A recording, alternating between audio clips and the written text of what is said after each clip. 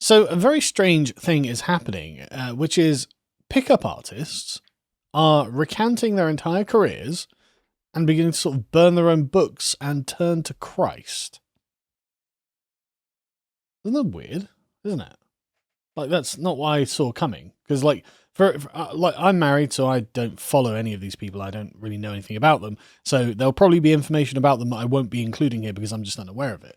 But I am aware of what a pickup artist is, and it is someone who essentially is trying to take advantage of certain natural proclivities of women and create a kind of doctrine that increases the likelihood that a woman will be persuaded to sleep with you. So it's not about sexual assault, as I understand it. It's about essentially, it's like a woman like wearing a low-cut top and then being excessively flirty with the guy. She does this because she's aware that this is going to make the guy more inclined to be attracted to her and sleep with her and things like that. So what are male strategies for doing yeah, so what we could call is seduction techniques. And it's not a massive industry online, but it's not small either. And it's obviously a reaction to the defamation of the sexual marketplace by social media and dating apps, and because of the general sort of atomization and isolation of young people from one another, that men are having trouble getting dates. And this is something that they're using to, and these sort of, seduction techniques are going to been as old as time, but in previous eras, it was probably less required. It was probably easier to find a boyfriend or girlfriend. But the interesting thing I think about this is that the pickup artists themselves found themselves with a set of seduction techniques that meant they could be consistently quite successful in the hunt, as it were. And so it seems to have damaged their ability to form relationships. And this, I think, is a kind of consequence of the materialist mindset of, well, I just need to get laid, then I'm a man, basically. And that's not what it is. It's not what it is summarized by. And of course, you get the immediate pleasure of having gone through the thrill of the chase and the conquest of the victory. And that is pleasurable in the short term, and then you're forced to go out and do it all again. And so it was very interesting that I've come across this a few times. Now, like I said, I've never heard of this particular chap, a chap called Goldmund, who put up this blog on his website saying a book burning ceremony. He says, I've taken my published books offline and they're now unavailable to purchase. It was a good run. Well over 10,000 people enjoyed the stories and perspectives. One became an official Amazon bestseller, and they all caused quite a stir among my targeted audience, both fans and enemies. Missions accomplished. The reason for eradicating all that hard work from existence is simple. For the past 15 months, I've been merging into a new reality, one which completely opposes many major subjects of my previous writings and takes much bigger picture into consideration. During January and February of 2020, I sensed a shift that was occurring and spent much of my time alone in the middle of a desert, screaming at the universe. A selfish, angry, wild man with puny fists balled up, shaking them at God and demanding answers. The answers rained down mightily. He's a good writer, if nothing else, to be honest. I'm quite enjoying his prose. The answers rained down mightily. I faced death head-on, and through lightning bolts of full awareness, hail, fire, and sulphur, I got scorched, beaten, and salted so thoroughly I had to retreat all the way back into the deep forest I grew up in, the only place where I could reconsider life and with a clear mind, sober, without distractions, and at peace. It was there I grounded myself completely, stripped away everything that wasn't real, entered a cocoon of soul, took my shadow side to court, lined him up against the judges, and let that reckoning take place. My shadow is as large as my ego, so it took a long, long while for the verdict to settle. It was at court, in the deep forest of spirit, where these messages arrived on wings. The messages were, you are not to partake in or promote any of the following: psychedelic drug use, or any mind-altering substances, lawlessness, no more living like a wild maniac, answering to no one, and promiscuous sex. Treat it as the sacred energy exchange that it is. Quite literally, 3 major themes of all my old books. What do you make of that? Firstly, I disagree with you. The way he writes pisses me off. Really, I can't stand it. I just say what you mean. I can't stand. I think he does mean that. No, but also, it seems pretty basic. Just don't be a whore, don't break the law. Like, yeah, but the thing is, you've got to remember that, like viewing, say, sex as the example here, as a sacred energy exchange, that's a metaphysical view. That's not what the modern materialist culture would have us believe. Cardi B isn't promoting that message. And if you're a man of your age who's been trapped in this kind of American culture for quite some time, then you might literally not really understand what that means. And so I found it quite profound, like hearing how he went through this major life change, being like, hang on a second, this is actually something really special. And for someone with his position as well, and as John points out, you won't really understand unless you've been to the points of excess with no constraints. Like once you're habituated to that, completely coming back on yourself and like going, no, everything I did was wrong. I can see it being the sort of difficult journey that he describes. I actually found that quite interesting and it resonated. Not that I've been to that excess or anything, but like, I could understand what he's saying, even if you can't. Anyway, so he says the messages came in loud and clear from a much higher source than myself, so I took many months to process them completely without sounding like a madman, and they coincided at the exact time as the world shifted gears into a new era. I assume he means COVID. I know coincidences carry deep meaning in the spiritual realm, and it has been my experience that terrible things happen if you ignore them, so I've been sitting on the sidelines observing, trying my best to integrate the changes in my personal universe to what's been going on through the world at large. Now is the time for the truth, not a self-centered vision of it based on the pursuit of pleasure and hedonistic indulgence, but the kind that will bring enlightenment and lasting satisfaction towards those who are willing to work towards it. The real truth. Now that's, I think, interesting because all of happiness at the moment as portrayed in popular culture is hedonism. Whereas you can't achieve eudaimonia, satisfaction, a sort of sense of well-being in the world through hedonistic pleasure. That can't be done. And so he, like many other young men, I think, are chasing high to high to high, like as drugs or as sex or whatever, money. But he's not satisfied with any of the things he's got, and this is just going to burn him out. You look really contemptuous of this I'm just really... It's so basic. Sure. It's like, yeah, did you know hedonism doesn't work? Yeah, everyone's figured that out. Well, no, they haven't. That's the thing. Not everyone. Anyone who's thought about it for more than 10 seconds. Yeah, but that's because you didn't grow up in a dysfunctional household and with a dysfunctional culture. But also, I just hate the way he talks. Like, personal universe. I hate people who use words like this. But well, I think it's a fair... Maybe just my bigotry. It may be, but I mean, like, it's a fair way to describe things. And I think that a lot of young men have fallen into this paradigm, right? And I think that a lot of them are in that, not necessarily majority or anything, but like, I think this speaks to more people than you would expect, I think. But anyway, so he says, so I burned my books because they offered a twisted version of truth, one which opposes my new vision and missions, and to keep them out there would be fighting against spirit, which is a deadly sin. The physical act of watching them burn was one of the most cathartic things I've ever done, and officially ended a segment of this journey and made the way clear for a new one.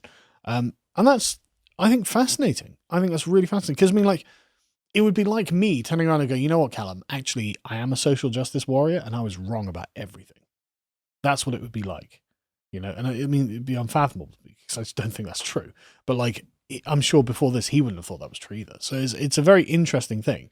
And I do think that sort of like it is a lack of metaphysics that views relationships as purely transactional, and therefore this competitive mindset works. And this is no different. His previous mindset was really no different. To view relationships as purely transactional conquests, it's no different to the women who use OnlyFans or the sugar babies or anything like that, right? The sugar babes or whatever they call them. Yeah. That's no different. And what he's doing... It's just as evident in both cases that it's absurdist. Absolutely. But what he's doing is what I think many of these sugar babies are going to have to do as well, and be like, oh, I was lied to. This is not just materialistic two wet bits slapping together, right? There is actually something more to this. And I was violating that, debauching that the whole time. And so, yeah, I mean, like, this is probably quite difficult and traumatic. But I actually have a lot of respect for men who can give up this sort of worldview, because it can't be easy. And then moving on to attempt to form something lasting and stable is going to be more difficult because you're not habituated into that kind of life. It's easy when you've been habituated into a life that's not this to say, well, this was obvious. But when you're habituated into this, I think it's less so. And the same happened with the infamous RooshV. I don't know how to pronounce his surname. But Roosh was probably the pioneer of pickup artistry. He was the most famous one. The feminists hated him because he was like an apex pickup artist, wrote loads of books, was not very well respected outside of his community, and one day he found God.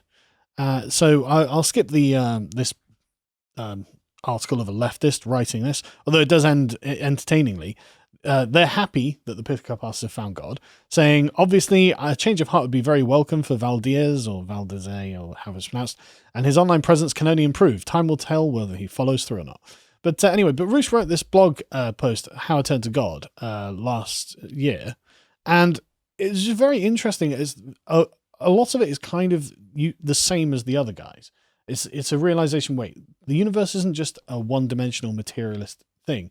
There is actually something that can be expanded out into this. And from that perspective, oh God, I have been awful, And one thing that I think is interesting about this is that I don't think we should be like, well, then you're a terrible person, you will be forever. I think there should be redemption. I think there should be something that people can come out of those things to, right? So like, acceptance is one of those things. But anyway, he was very, again, like, if these guys didn't make such radical changes, then I wouldn't believe them. But you can tell that the changes have been completely radical. And basically, he ended up going through a bunch of Eastern philosophies, but then found that they also position the individual as God, right? And so he was finding that it doesn't really explain things to him. So he went to the Bible, and he used to be like, a new atheist like everyone else, going, well, the logic of the Bible was flawed and it's contradictory and corrupted by man, blah, blah, blah. But he starts going through it and like becoming spiritual. And he says, I started to tamper down my pursuits of women because the reward was becoming so small, but I had nothing to replace it with.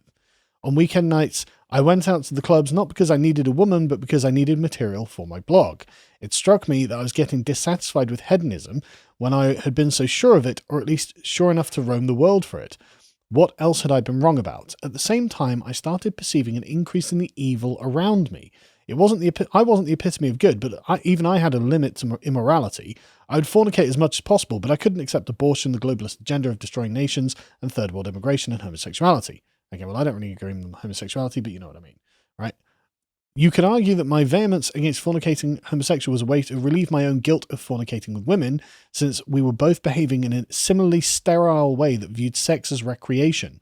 But it was clear to me that the love is love campaigns were intermediary steps towards something more sinister, grooming and molestation of children. Is he wrong? There are groups who argue that and use that rhetoric. So my fornication was the end goal and a faulty one at that, but developments like drag queen storytime show that there's more to it, right? And so he goes on to like 4 particular moments and says that he's given up being his own god and he feels much better. He's not just continually chasing hedonism for hedonism's sake. He thinks there is something more to life than this, and I agree with him. And I think, honestly, it takes a lot of guts, because once you've built a career, your entire income is based on being a pickup artist and selling these books to young men who also want to be able to sleep with women. Like, turn around and go, no, guys, I was wrong about everything. That means you're wrong about everything. That means you were a fool for following me. Actually, totally different, and I'm not doing this anymore. I'm getting rid of all my books. I'm giving up this career, and I'm going to have to find something else to do. That's a huge step. Like, that's massive. And so I've actually got quite a lot of respect for these guys for doing what they've done and like escaping the materialist bonds of modern society. As I say, modern sort of popular culture.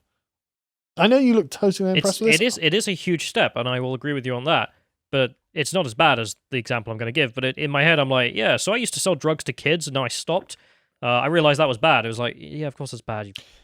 Yeah, but you say, of course that's bad. But if everyone around you has done it your entire life, and nobody says that it's bad to give drugs to kids, why would you think it was? Look at the effects. Sure. And I just find it very surprising that they didn't come to this sooner. In the same way that if this was an article from a thought or something like that, who had been a massive whore and was like, yes, yeah, that didn't work, as many we have gone. But there is a distinction here, because for women controlling access to sex, men not controlling access to sex, this, I think, does give it a different tenor.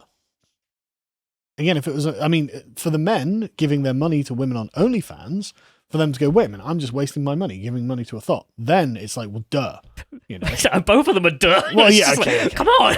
But I think there is a sort of tonal difference for them. But John's right; it is like a cheat code for life.